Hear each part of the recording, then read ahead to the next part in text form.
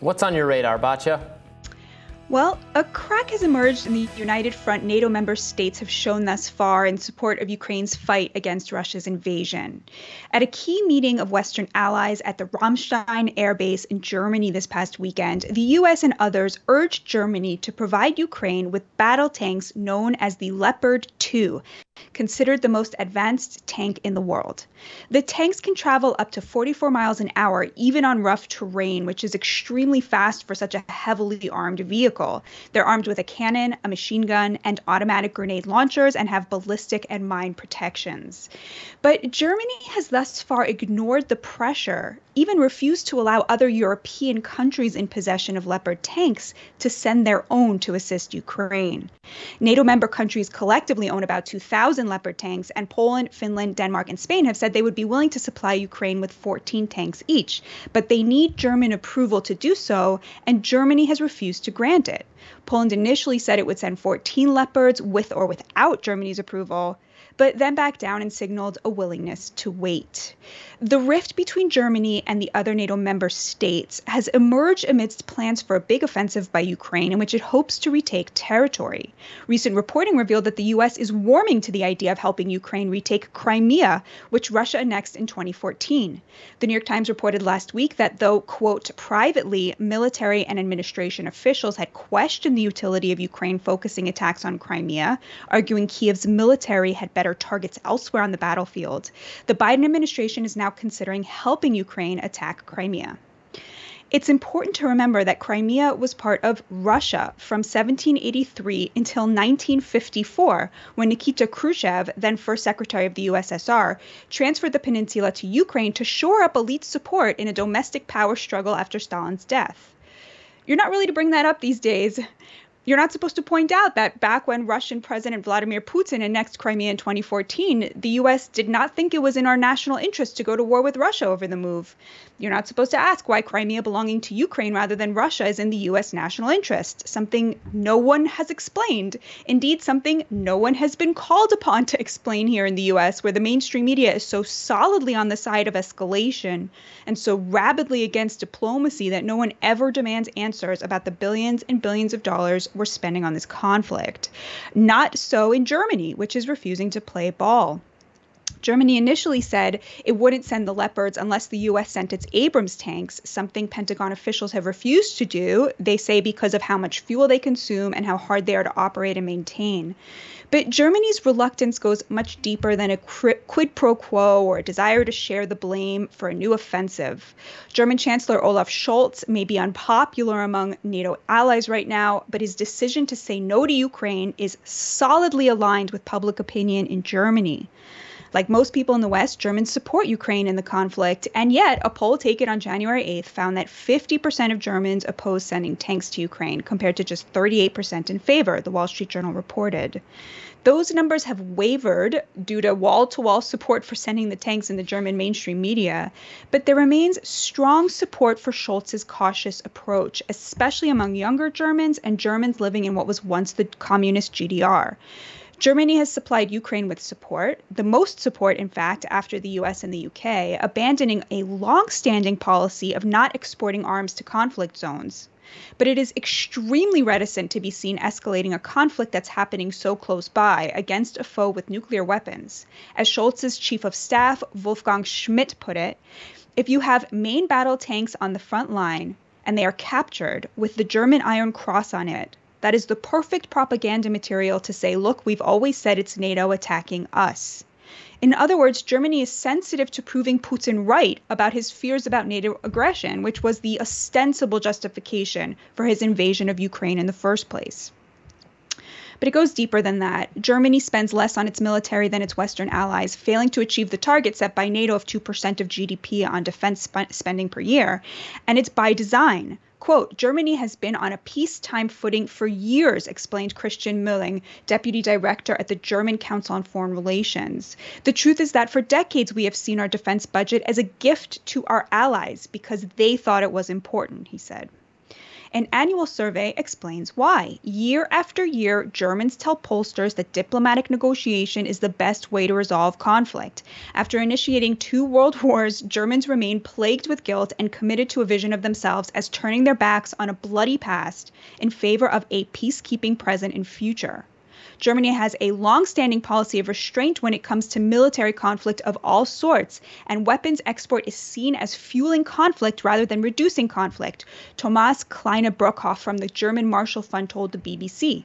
Quote, to export arms into the bloodlands that Germany helped to create, to supply one part of the bloodlands with arms against the other part of the bloodlands is an anathema in the German political debate. With their bloody history, German voters want their elected officials to try every diplomatic means necessary to pursue resolution before escalating a war, especially in a case like the Russian invasion of Ukraine, in which supplying tanks will certainly result in more killing, but will not necessarily put an end to the conflict. And German voters' elected officials listen to them. What a difference from how the Ukraine is treated in American public discourse, where all debate about funding to Ukraine is verboten. Anyone advocating for a diplomatic resolution is called a Putin stooge, and the millions and millions of Americans who have soured on their taxpayer dollars going to escalate a war instead of end it are simply ignored, erased from view by media and political elites with a singular view on the issue. Though support for endless funding for Ukraine is slipping in the U.S., on Saturday, President Biden reiterated that Ukraine was going to get everything they need when asked about the Leopard tanks. Watch. Do you support Poland's call to send Leopard tanks by Germany and other countries, Leopard tanks, to Ukraine? And Ukraine's going to get all the help they need. Our politicians stand to learn a lot from Chancellor Scholz, who takes seriously what the people he represents believe is the right course of action. Scholz is currently withstanding immense pressure to put the needs of NATO and Ukraine above those of his own people, and he's shown remarkable courage facing down accusations of cowardice. I hope he stands strong, and not because I don't want Ukraine to emerge victorious from this conflict. Of course I do, but because it is treasonous to sacrifice the people who elected you on the altar of another nation's interests, another nation's conflicts, another nation's view of history. Germany understands that it is not at war with Russia and does not want to be, and there are ways of supporting Ukraine that maintain that status quo and ways of supporting Ukraine that disrupt it. It's clear what the German people have chosen and that their representatives have chosen to listen to them. If only our elected officials here in the U.S. felt similarly. So, Robbie, this situation with the tanks, it really is amazing to me to see what principled courage looks like. Everybody now is calling Germany, cowards, decrying their reticence. The pressure is immense. I mean, imagine having the entire NATO alliance, demanding something of you. And yet, so far, they have refused to go against what their people want, what their sense of the situation calls for. And to say we refuse to be at war with Russia, forever, basically, because that's not the situation as it is right now and not how the situation as we see it. So I just think that there's a lot that our elected officials could learn from this situation. And, again, I just keep going. There's, these moments that live rent free in my mind. And one of them is, Trump saying, why do we even need NATO? And, that question is just the kind of thing that you have to be, someone like Trump to even ask, because it is so ingrained that this is just, the way that business is done. So where are you on all of this? Yeah, I mean, it matters where the people are. Governments, democratic government, Western governments that purport to be democracies where there's a consent of the governed give consent to their rulers, to the authority, to make decisions with the explicit idea that power is taken back if the rulers do things continuously that the people don't actually want. What do the people want in this conflict? What do the people in Germany or in the U.S. want?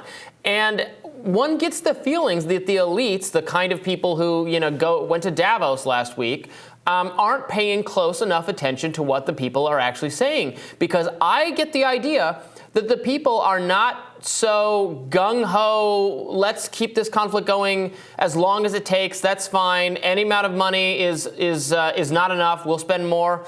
That's not where the people are at. That's so clear. And if the elites listen more closely, they would get that. Which doesn't mean we immediately turn a blind eye to the suffering of Ukraine. It means money spent has to be accompanied by a diplomatic urging, a push for negotiations to begin, realistic negotiations that probably will result in Ukraine giving up something it doesn't want to give up in exchange for Russia agreeing to end this conflict, and then going forward, maybe there's an agreement to protect Ukraine, et cetera, so this doesn't happen again. Fine, but that doesn't mean we just keep giving money and we say, okay, spend it however you want. The next check will arrive next month when you need more money.